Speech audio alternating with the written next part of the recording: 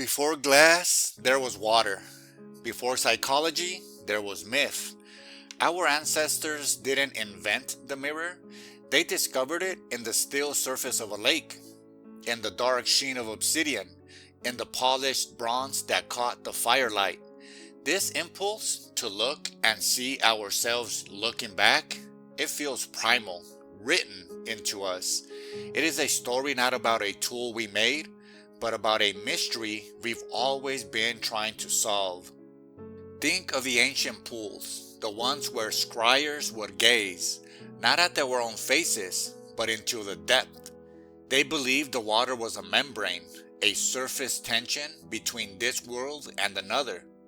To look was to ask a question of the universe and wait for the water to answer with a symbol, with shadows, with ripples of meaning. This wasn't vanity, it was a sacred technology for dialogue. The Chinese used magic mirrors of bronze, polished to such a perfection no one side that when light hit the front, a hidden pattern cast on the wall from the back was revealed. A secret made visible only through illumination. It feels like a perfect metaphor for the work of self-reflection. We polish the surface of our attention, and when the light of awareness hits just right, what was hidden within is projected into view. The Greeks gave us a story that has echoed for millennia, Narcissus, the beautiful youth who falls in love with his own reflection in a pool. We've been taught it's a cautionary tale about vanity, but I wonder if there's a deeper, more compassionate reading. What if his tragedy wasn't self-love, but a failure of recognition? He saw an image, an other, so captivating he couldn't turn away. He saw the copy, but never realized it was a reflection of the source.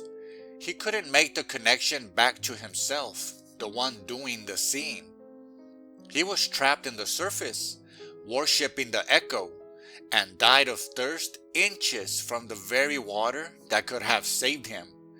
The masters plant these seeds in stories, knowing we'll hear them first as simple morals, and only later, when we've stared into our own pools, might we understand the deeper invitation to see the reflection as a reflection, and thereby find our way back to the source of that reflection.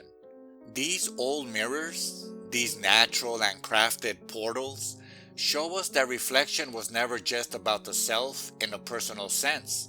It was about the cosmos. In Japan, the sacred mirror, Yara no Kagami, is one of the imperial regalia, representing wisdom and the very light of the sun goddess Amaterasu. It's not for looking at one's face, but for connecting to divine truth. For the ancient Egyptians, the Ankh, the key of life, was often shown with mirrors, linking the act of reflection with eternal life. The mirror was an instrument of enlightenment, aligning the individual soul with the cosmic order, the human face with the divine countenance. So why does this feel so instinctual?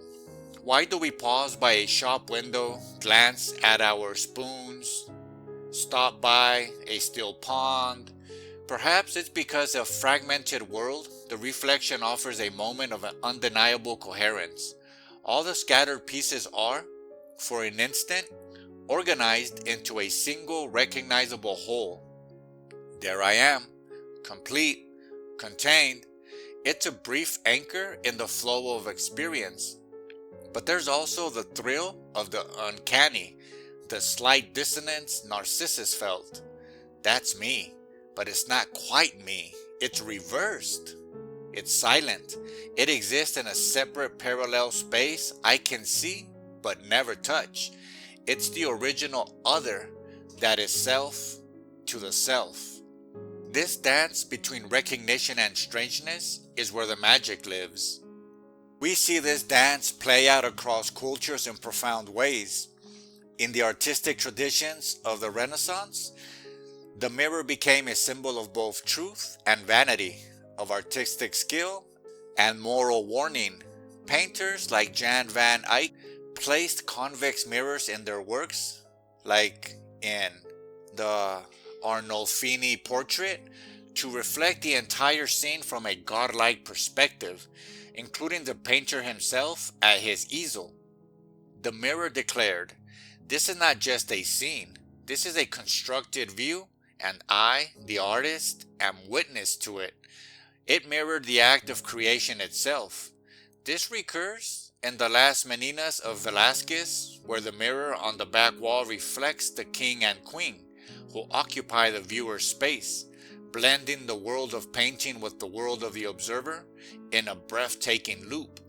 The mirror here collapses boundaries, asking us where here ends and there begins.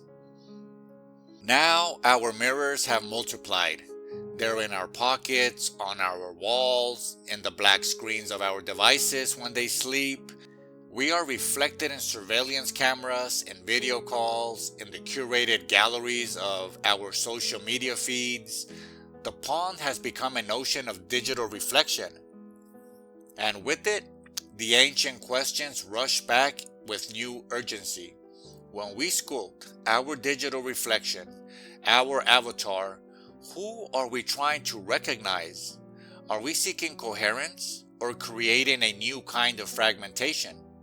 The reflection is no longer a fleeting moment of light on water. It is a permanent, searchable record we can curate, filter, and broadcast. It feels less like a quiet pool for self-inquiry and more like a stage for self-performance. But maybe the old metaphors still hold. Maybe this digital mirror is just the latest scrying pool. We gaze into it and it shows us back not just our face, but the patterns of our attention, our desires, our fears. The hidden design on the back of the bronze projected large, it reflects the culture's obsession with image, with validation, with surface.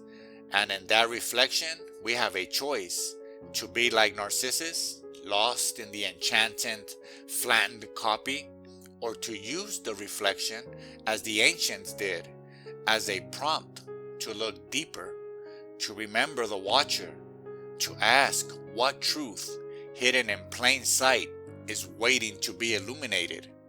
The mirrors in nature and culture are all around us, always have been. They are still water, the dark stone, the polished metal, the glowing screen. They show us that the drive to look and see ourselves is not a modern vanity, but an ancient, human technology for seeking meaning. They remind us that every reflection is a two-way street. We look in, and if we look with the right kind of attention, something looks back out, not with an answer, but with a deeper, more beautiful question.